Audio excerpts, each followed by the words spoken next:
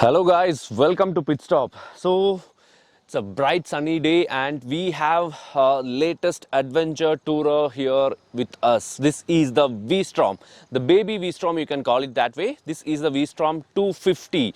So we are going to check out how good of an adventure this bike really is, and we are going to ride it on road, we are going to ride it off the road, we are going to check whether it justifies the capabilities of the real V-Strom 650 or else the V-Strom 1000. So let's see whether it's really an adventure. So welcome to Pit Stop once again, and before we kickstart our video, please subscribe to our channel and also hit the bell icon so that you will get all the notifications, and please follow us on Facebook, Twitter and Instagram.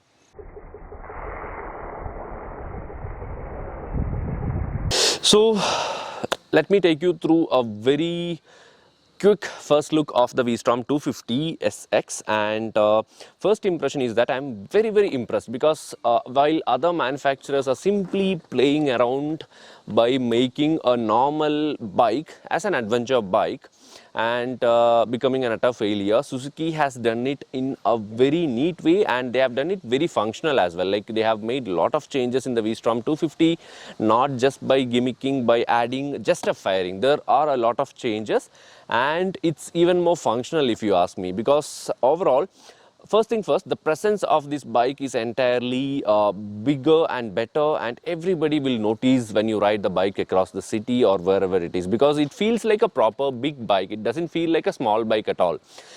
First thing first, seat height. So the seat height is actually quite bigger and pretty much perfect for me, because 835 mm of seat height means it's perfect for me, but for shorter riders I believe it will be a little bit of task, but obviously we do have options to reduce that.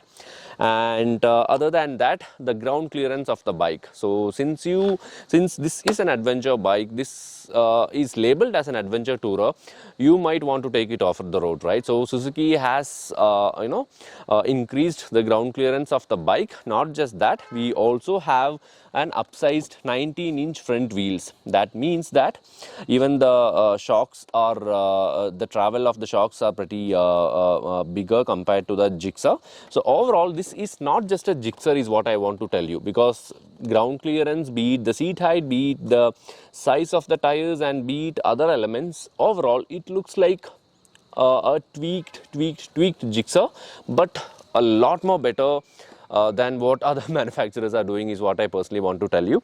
So other than that, I just want to tell you about the comfort of the seats. Like, the comfort level offered by the seats, like be it for the rider or be it for the passenger, it's superbly comfortable, because the seats are pretty wide and it offers superb comfort. Even if you are going on a long ride, you will feel super comfortable. And also we do have this luggage holder saddle bar over here.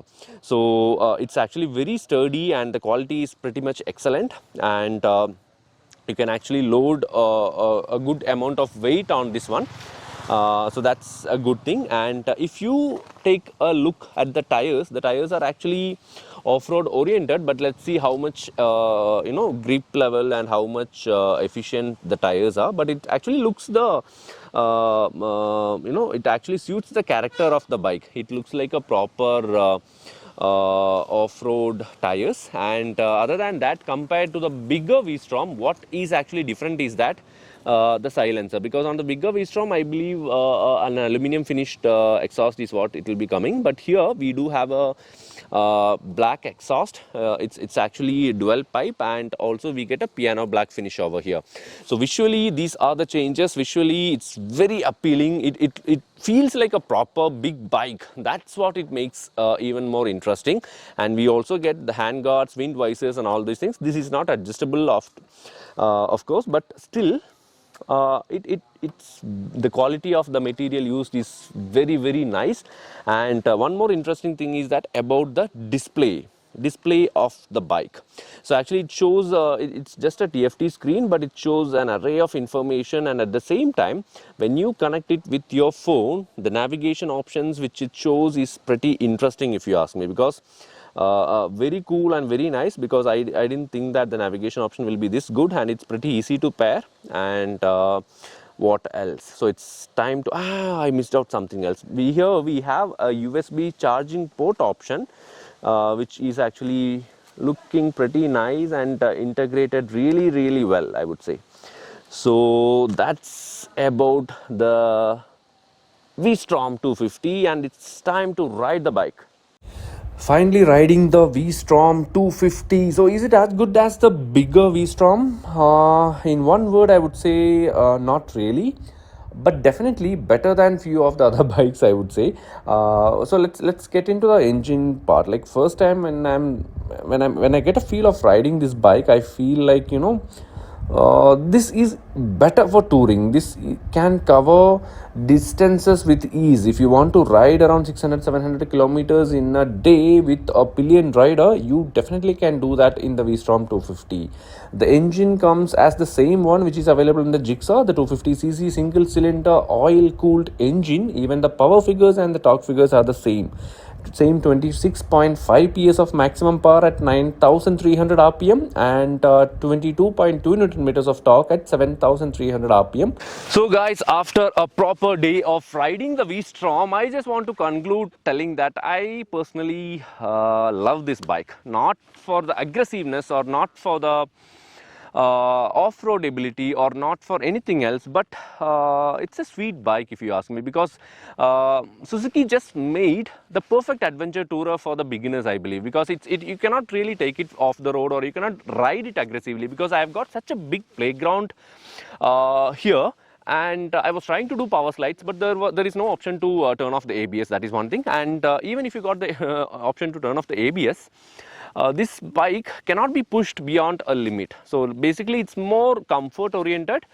It's a great tourer bike, like even as a rider I was pretty comfortable, or even if you keep somebody on the saddle behind, they will be extremely comfortable. If you want to do like 500 kilometers, 700 kilometers in a day, you can do it in the Vstrom 250, because that is the level of comfort it offers. And you can do normal trail riding and all without much off-road oriented riding, especially because of the 205 mm ground clearance, and also we have got a little bit of off-road oriented tires. But overall, not a hardcore off-roader or not an aggressively fun bike to ride like the KTM 390, but at the same time, for the price it is offered, which is like a 2.7 lakh on-road cost, it's not bad though, because especially when you look it closely, it has got a huge road presence, and the functional changes, that's what I want to mention here, because not like Honda, Suzuki has done it beautifully. Because in Honda, if you consider the CB200X, right, so if you consider that bike, there was a fairing, but other than that there was nothing else in that bike, and they called it as an adventure bike. So not like that.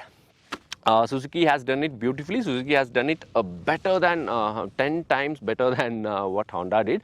I just want to make that point very clear. So a great bike to ride, superb looking bike.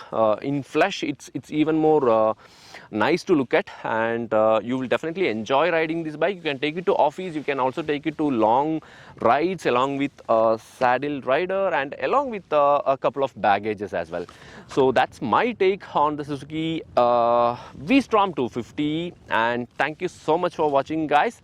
Please subscribe to our channel and also hit the bell icon so that you will get all the notifications, and please do subscribe. Please do follow us on Facebook, Twitter and Instagram. Thank you so much. Bye bye.